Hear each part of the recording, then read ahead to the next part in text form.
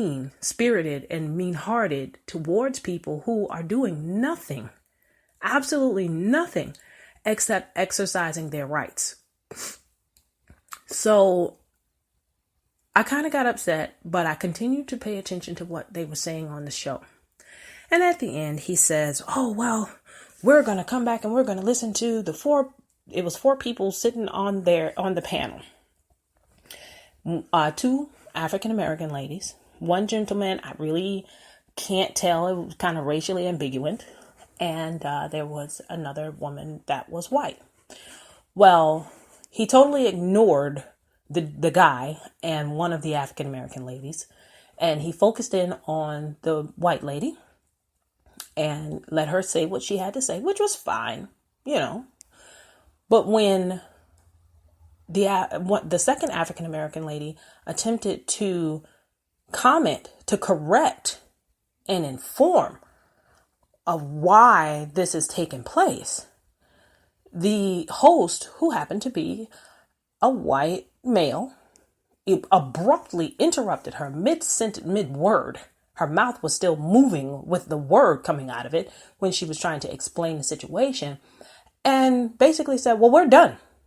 He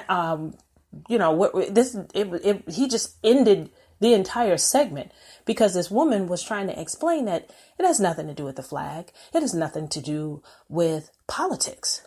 It has something to do with the representation and what is being forced on us in the name of holding up and doing the injustice that kind of at the end of the day does tie back. But no, it doesn't. You have to pay attention to what is being said and put it together and take a second to just think about how things are working, because it's not just this country that is in such an upheaval. I mean, it is all over the world. There are people fighting all over the world. And this is a big fight, but is not as big as the overall fight. And the overall fight is everybody wants the same thing. They want a nice home to provide for their families. They want to earn an honest living and be able to provide that home. They want respect, and they just want to be loved by, friends and family. Why is there such a big argument over who gets to have that and who doesn't? I mean, it just doesn't make sense to me. But obviously it makes sense to other people.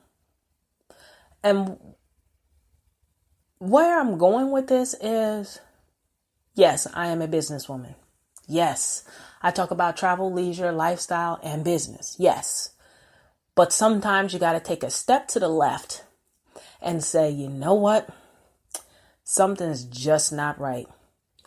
And I will say that I have been affected in a way ever since this whole election process almost a year ago.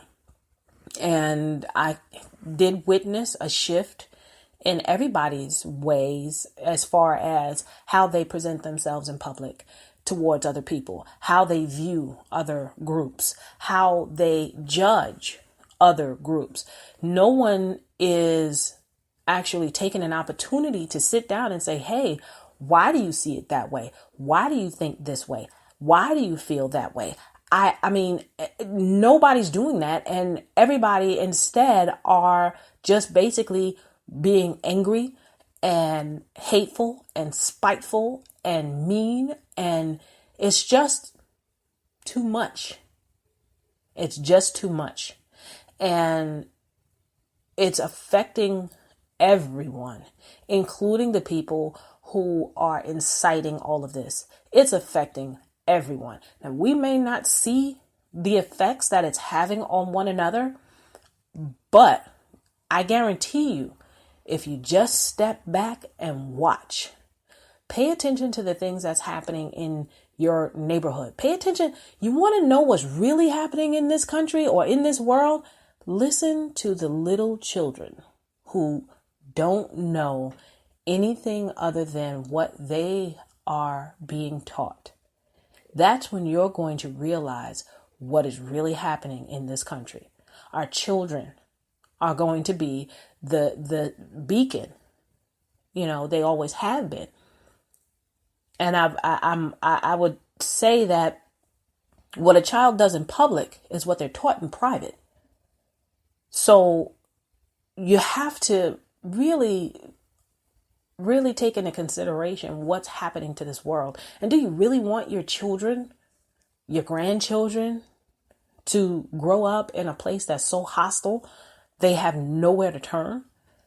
In a place that teaches the children to only pay attention to what's on social media, always have an electronic device in their hand, and never, ever, ever communicate face to face verbally with anyone else so that you can understand how to have an emotion. Just because you're told no, you can't do something, it doesn't mean the end of the world. Just because someone hurts your feeling does not give you the right to take their life. Things like this is happening. And it's happening constantly. And everyone just says, well, that was just that kid, or they had bad parents, or it was just their race. If they didn't come from that culture, if they weren't that way, no.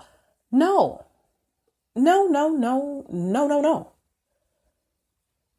We are teaching. We are the examples for children. And children are growing up into what we adults are. And if you're walking around with a bunch of anger and hatred and malice in your heart, that's all you're going to teach these children. And not just your own. Those children who come in contact with you, it's like a plague or a virus. It affects people around you. One of the best things you can do is walk out of your house, smile at a stranger, and say hello. You never know how it can change the course of events for that entire day, and how it can have a ripple effect. Can we please stop being angry? Stop. Be frustrated. Yeah, I get that. Because things are the way that they are and things are happening the way that they're happening. But you know what? As long as we hold on to all of what's going on around us and all of what's happening to us and to other people around us, and we're filling our heads with what's going on the news, who pretty much only force feed you everything that's negative and blow every situation out of proportion so that you can always remain in a constant state of disarray. If we're watching this first thing in the morning when we turn on our TV, when we put our feet on the floor while we're having our morning coffee or tea or whatever it is that we drink in the morning or eat in the morning, how do you think that's going to gear your day? We wake up, many of us, and the first thing we do is pray. Once we pray, we hit the radio or we hit the television, and then we fill our brains with all of the negative as if we're taking a shower in it. And then we walk out, and the first thing someone does or the first thing someone says, someone stops quick at a light, and you don't realize that there's something going on in their vehicle that's not going on in your vehicle. Now you've got road rage for the rest of the trip to work or wherever it is that you're going. This stuff has an effect. And we have to understand that this has an effect on everybody around you. And I will never tell you that it doesn't affect me, because it does. In fact, this is how I started the conversation. This does affect me, because when I get up in the morning, I don't even turn the television on anymore. When I get ready to go to bed at night, I will watch, instead of the prime time that everyone's watching with all the drama and the suspense and the murder and the mystery and the lying and the sex and the drugs and the blah, blah, blah, blah, blah. I tested out a theory, and instead I started watching comedy. something that's lighthearted, something that makes me laugh out loud, something that de-stresses my body, my mind mostly. And then I'll lay down and go to sleep. I will have a sound sleep, far better than I would when I was sitting up watching the what is it, the ABC lineup with the Scandal and the Grey's Anatomy and the whatever that what was that other show that came on? Oh, How to Get Away with Murder and whatever else came on after that. I don't even know. Okay, but when I laid down after watching that, I couldn't rest because my mind was so on edge because everything that I had just packed it with.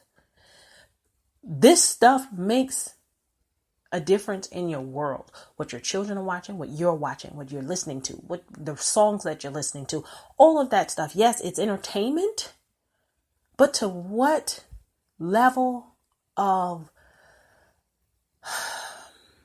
dysfunction or misguidance is it?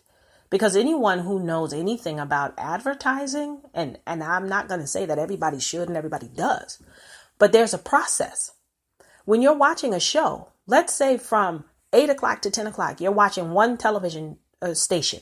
Let's just say you're watching the ABC lineup. You're going to see every show that has drama, suspense, murder, killing, mayhem.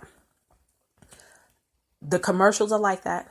And then they're also geared towards the type of food that you're going to eat because it makes you hungry, because it tells you about all of these different restaurants and all of these different foods, and primarily McDonald's and Arby's, who, by the way, are the worst foods that you could put in your mouth. But we're not even going to talk about that. But they're training you to desire and to crave these certain things in your world. So when you wake up in the morning and you turn the TV on and you're listening to the news, because of course everybody wants to hear what the weather and traffic are going to be because you're getting ready to leave the house. But in between the weather and the traffic, you got to sit through a minimum of 7 minutes of murder, mayhem, dysfunction, Trumpism, and everything else. So by the time you get to the weather and the traffic, you're already angry. You don't even realize it, but you're already on edge. You're snapping at your kids. You're snapping at your spouse.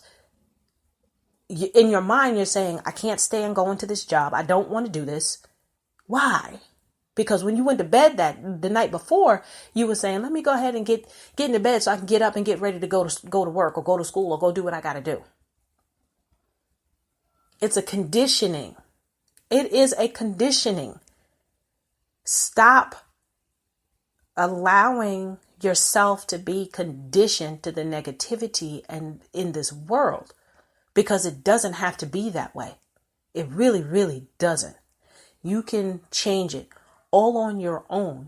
One household at a time, one person at a time, because what you change in your household will have a ripple effect, because if you're raising children, those children are going to go have homes, and in their homes, they're going to continue to do what you've done. So you can either continue to feed into them what is happening in this world to perpetuate the situation and make it into something bigger, or you can stop it, change directions, and train your children through your example as to what it means to just be loving and just be kind and have a laugh out loud moment every couple of hours. Not every once in a while, every couple of hours. Why do you have to be serious all the time? Why do you have to be on edge all the time? Because that stress then turns into disease, cancer, hypertension, all kinds of things. Autoimmune disease rather. All of that stuff. That stuff is internalized and it manifests inside of you or your loved ones into something that could kill them. So just for a week, this is the last week of the month before we go into heavy hard gear overload on the holidays, because I guarantee you after today, everything is going to be about Christmas and Thanksgiving and that's it basically, because they skip over Halloween. Halloween is like a jump start, which is fine because, not everybody celebrates Halloween. but whatever. Okay. But let's take this